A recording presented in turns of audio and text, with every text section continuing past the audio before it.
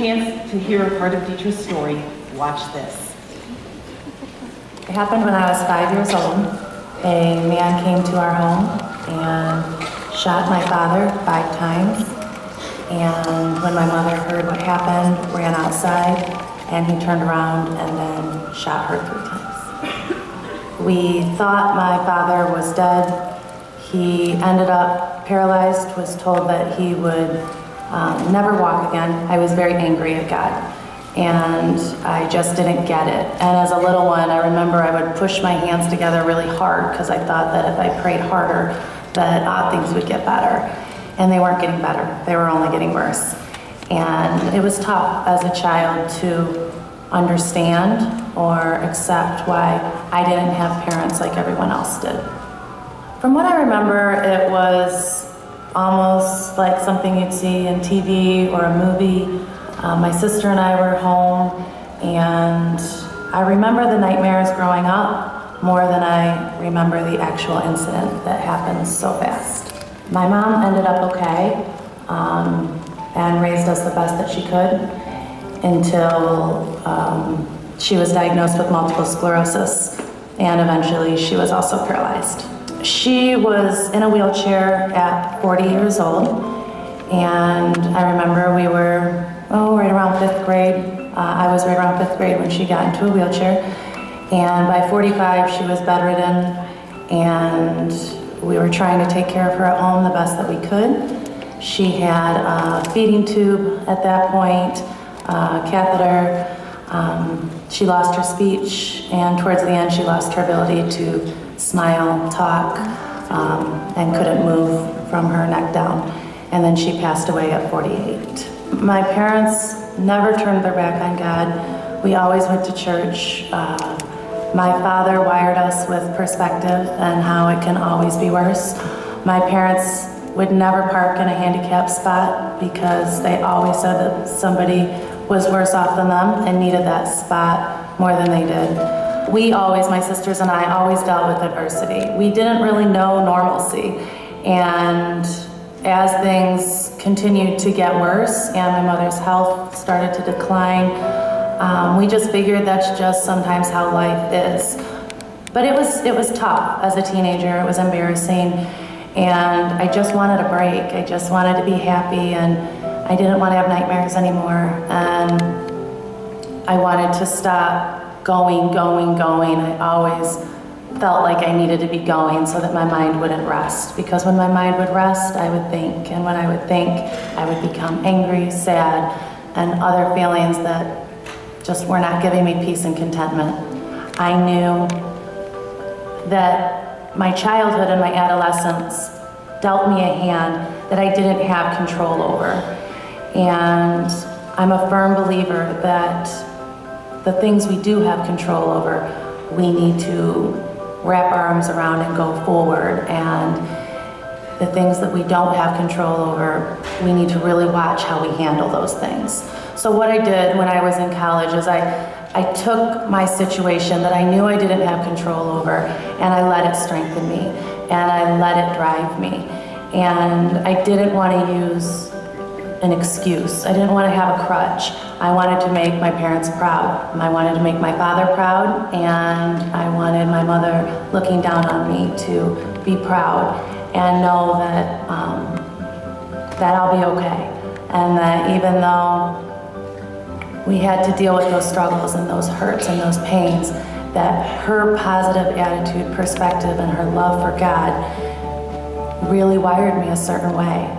And I'm now wired with the compassion and drive to help people and continue practicing perspective for the rest of my life. I look at that situation and my childhood as a gift, and I feel very fortunate that I was given the opportunity to have such adversity to shape me and mold me and build that compassion in me, where I am wired now to serve a purpose.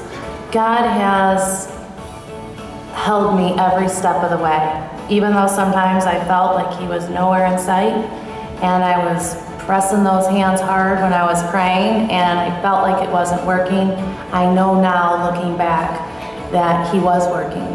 He was working what he does. Just because my situation wasn't getting better, he was wiring me for who I was supposed to become as an adult. And I'm forever grateful.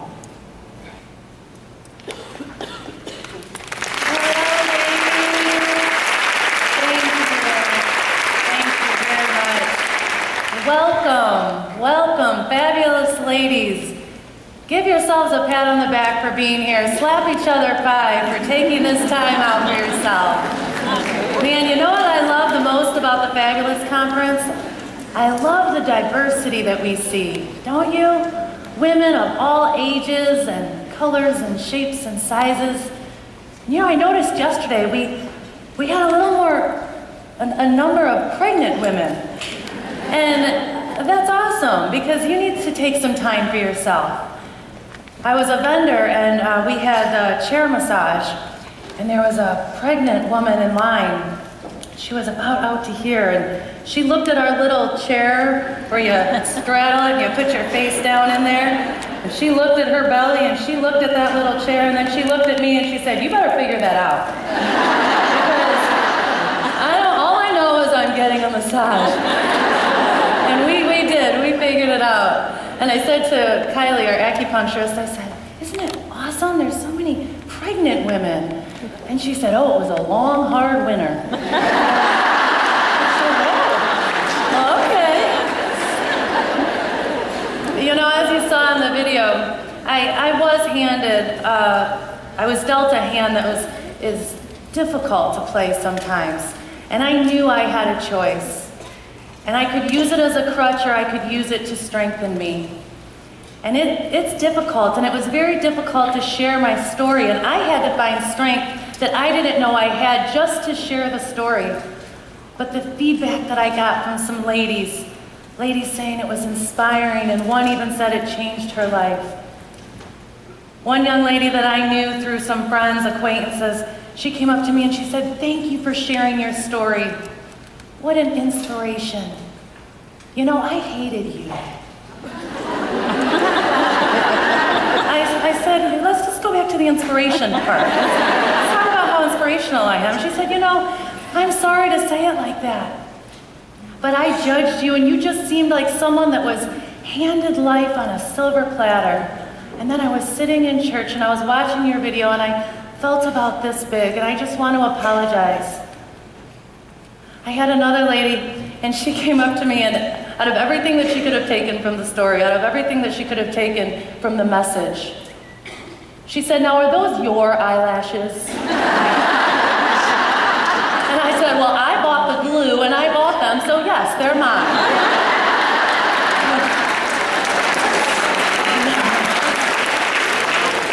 You know, ladies, I needed to give up control. That was the problem. I was dealing with this adversity, and I wanted to get everything under control. So I kept trying, and I kept looking for all of these worldly things to help me out. And nothing was working. I was still feeling empty, and I was still feeling like I didn't have hope. And it wasn't until I realized I needed to give up that control, and I needed to give it to God so that I could create space, and He could provide hope for me, to give me strength and build a foundation for my future. I love this next slide.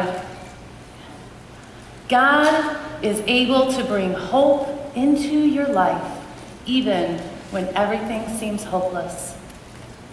Jeremiah 29:11, the Bible says, "For I know the plans I have for you, declares the Lord. Plans to prosper you and not to harm you. Plans to give you peace and a future." God has a plan for all of us, ladies, and sometimes that plan doesn't align with ours, does it? Sometimes life throws us curveballs. Sometimes life throws us surprises. And unfortunately, sometimes surprises aren't good. Even little itty-bitty surprises, like when you wake up in the morning and you look in the mirror and you're like, what what is that? Is that a whisker? What is that?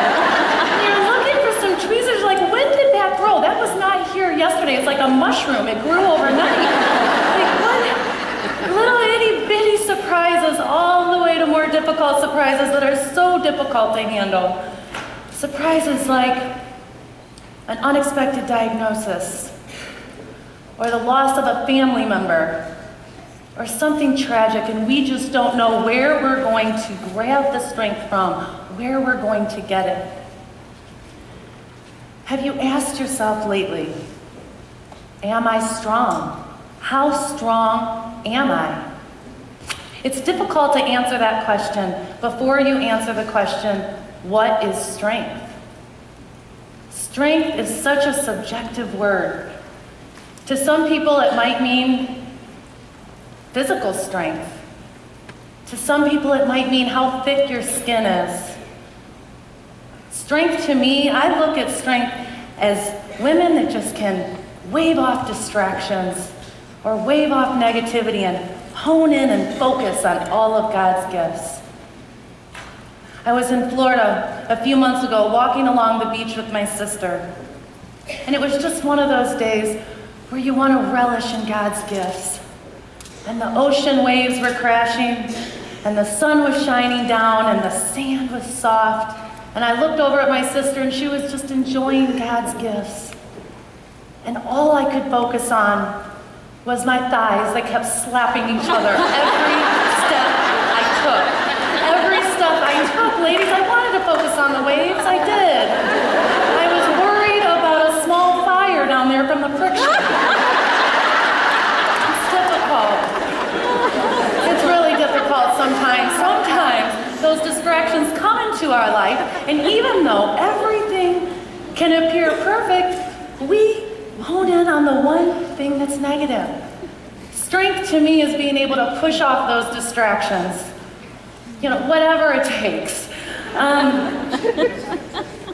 But how do we get there?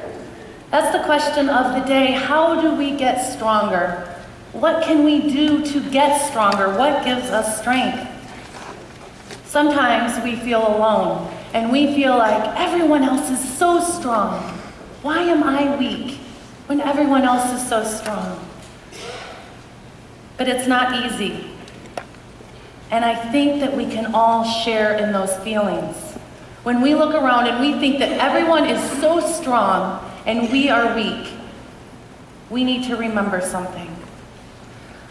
Ladies, please stand up if you have ever, or multiple times, felt weak, or scared, or alone.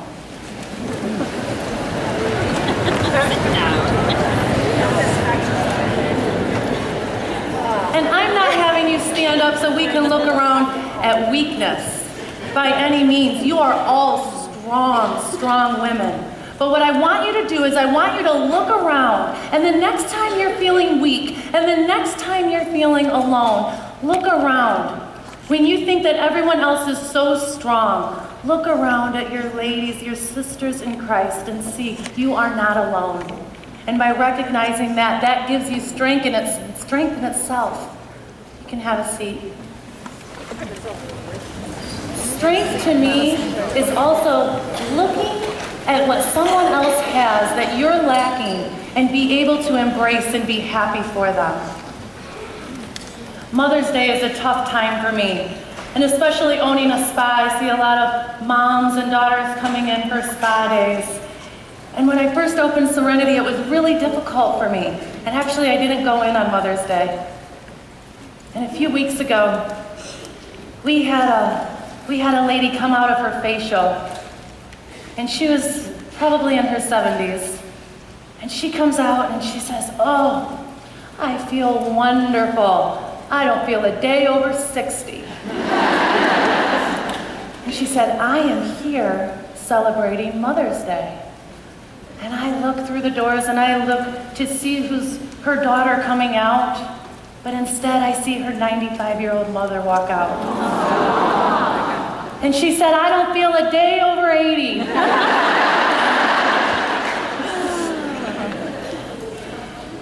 And I've gotten to the point in my life with acceptance and peace that I can relish in that instead of envy that.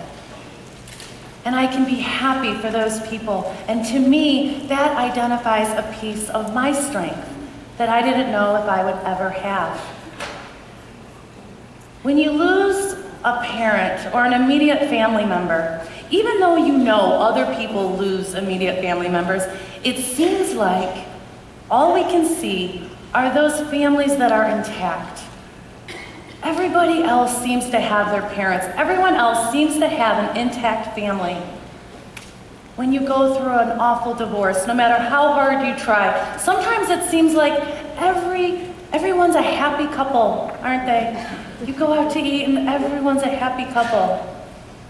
And we start to feel weak and we start to feel alone.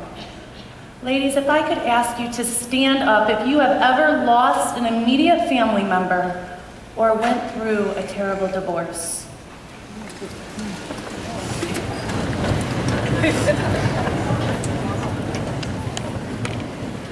Ladies, look around. All of the families are not intact. We wish that they were, but they're not. All marriages aren't successful. Next time you're feeling like you are alone or you are weak, remember what this room looks like. Look around, ladies. You are not alone. Give strength to one another.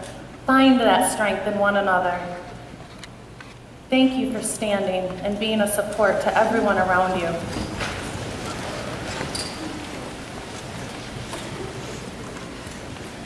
Remember that we can offer one another strength. And we don't wear a sign, do we? We don't walk around with a sign that displays what's going on in our life or why we're hurting. So maybe recognizing that we don't wear a sign, maybe that will make us treat each other a little better, have a little less judgment, because we don't know what we're dealing with. We don't know if that person next to us is feeling weak. Offer one another your strength. But the greatest thing you can do for one another is to remind them that that deep strength, that foundation of strength, can only be attained through God. Isaiah 33:2 says it perfectly. "O Lord, be gracious to us. We long for you. Give us strength every morning, salvation in time of distress." God wants to give us strength. He does. But you need to ask for it on a daily basis, because we don't know what life is going to throw us every day, do we?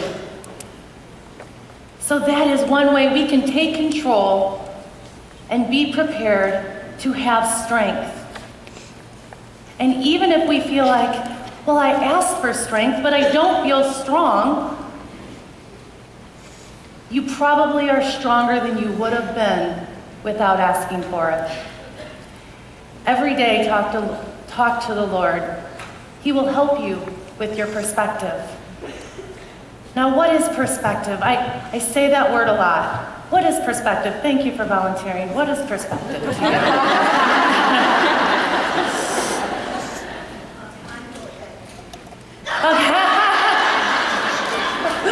Yes, perspective is looking at a situation and doing whatever you need to do to get out of it. I knew I shouldn't have made eye contact.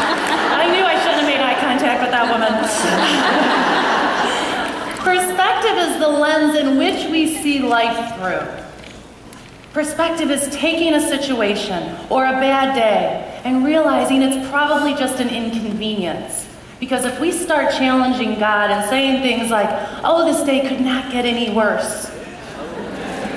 Trust me, ladies. Never said it. Can I share with you one of my bad days? A really inconvenient day. One of those days, by a show of hands, where you just wake up and within minutes you know it's going to be a bad day. Anybody have those? Ladies, I already had to get up, and I'm not a morning person, so I got up early. And I'm walking myself to the bathroom, and my eyes are about 3/4 of the way shut, because I think I'm going to get a little more sleep if I keep them 3/4 of the way shut. So then, of course, course, my depth perception is off and I hit my pinky toe on the edge of the door. You know, you've all done that. So then I get into the bathroom and I slept on my right shoulder. I'm not supposed to sleep on my right shoulder because I have a volleyball injury, I have a tear. And so if I sleep on my right shoulder, I wake up and I can barely move it. So then I have to find my hot burny cream, I call it, and it's a deep muscle penetration cream. And I put it on my shoulder, I lather it up, and it burns, but I know it's gonna help it to feel better. So then I start to brush my teeth, and I realize that my monthly visitor Flo decided to make an appearance. So then I'm looking for my feminine products. Now ladies, I shop at Sam's Club. How can I not find them? Have you seen the boxes of tampons from Sam's Club? We could take care of a small village with one box from Sam's Club. So I find my feminine product, and I sit down and I take care of Flo, and then I get up and I go to wash my hands and I realize I never washed the hot burny cream off my hands. Oh man. Ladies. It was not good, ladies. No, it's not good. So then I get into the shower and I'm thinking that's gonna help, and the water, it was like a grease fire. It was just making it worse. It was penetrating the pain. It was penetrating the heat. Ladies, I had been awake for like 7 minutes at this point. Okay, 7 minutes. But then you need to bring yourself back and you need to realize, even though there's certain days and certain situations where it's difficult to find a silver lining, you can always figure out a way where it could be worse. And that is what perspective is. By a show of hands, who has ever been in a traffic jam? And keep those hands raised if you have ever been in a traffic jam and you are already late. You notice I have 2 hands. And then you're sitting in that traffic jam and you're thinking to yourself, why me? These kind of things always happen to me. I have such terrible luck. And then you're looking over at the opposite lane of traffic and they're just flowing on by. And you're like, oh, why isn't that me? I'm already late. And then you look ahead and you see it's an accident. You're not going anywhere anytime soon. And you keep looking at that flowing traffic and you ask yourself, why aren't I over there? But then if you stop for a moment and you ask yourself, who are you comparing yourself to? Are you comparing yourself to the cars that are flowing on by, or to the person in the car accident that caused the traffic jam in the first place? We have control over those thought processes, and as soon as we compare ourselves to those people in this world that have it worse, all of a sudden our situation isn't so bad. And that is what perspective is. Do you relish in your accomplishments, ladies? Or do you consistently focus on what you haven't finished yet? Do you look at everything that you have, or do you hone in on what you feel is still missing in your life?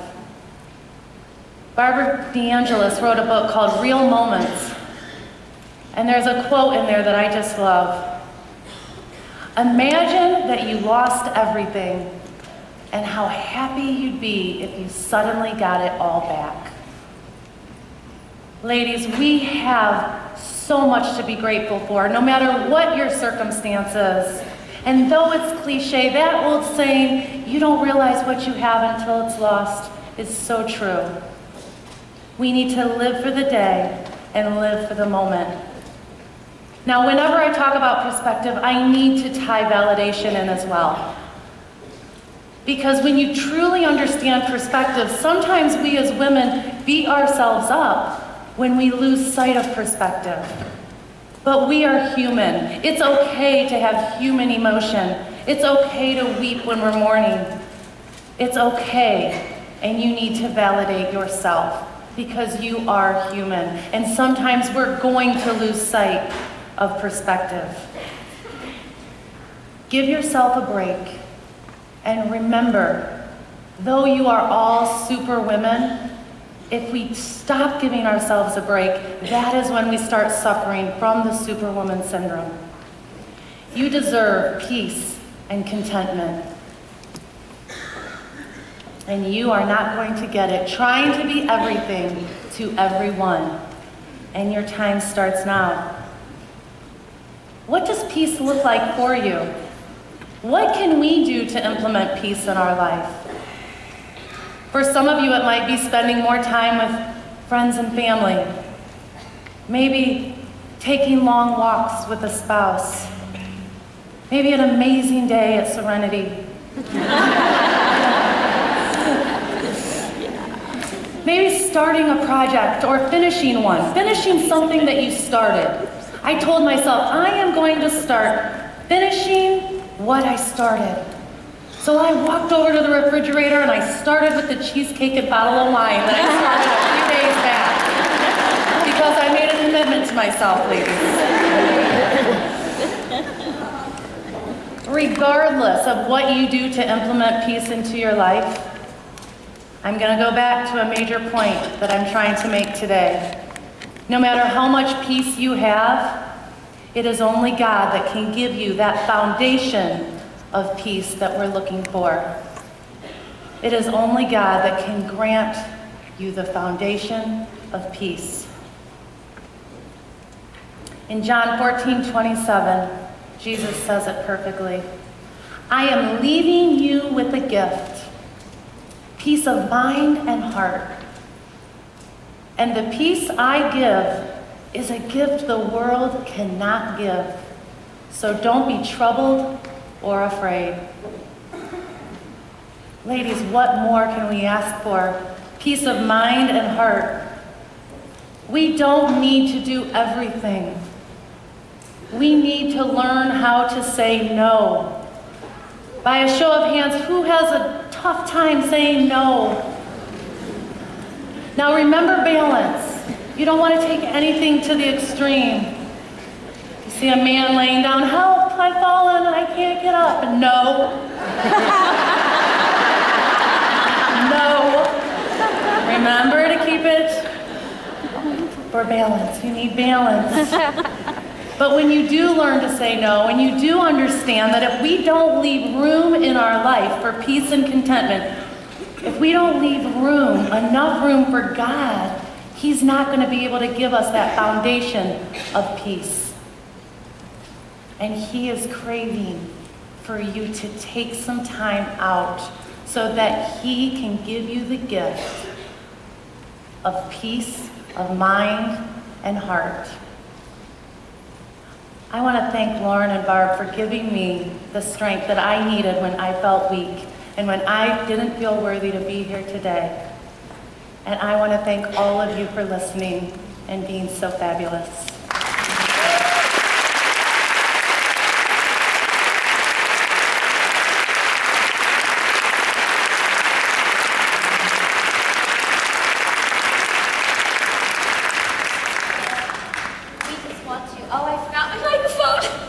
We'll just get real up close. I'll just yell. Can you hear me? I have a big mouth. I want to yell. It's more fun. I love Carrie. How did I forget my microphone? How does that happen? Because I took it. Oh, that's right. I gave it to you. Maybe you should have learned to say no. So basically, it's your fault. Well, we want to thank Deitra for being here today with us, and so we have a little token of our appreciation. Thank you so much. And ladies, we hope that you took away some great things from Deitra's talk, especially the powerful exercise of just seeing how much we have in common with each other and knowing that we can be strong when we leave space for God to give us strength. So Deitra, thank you for those wonderful words. Give her a nice round of applause.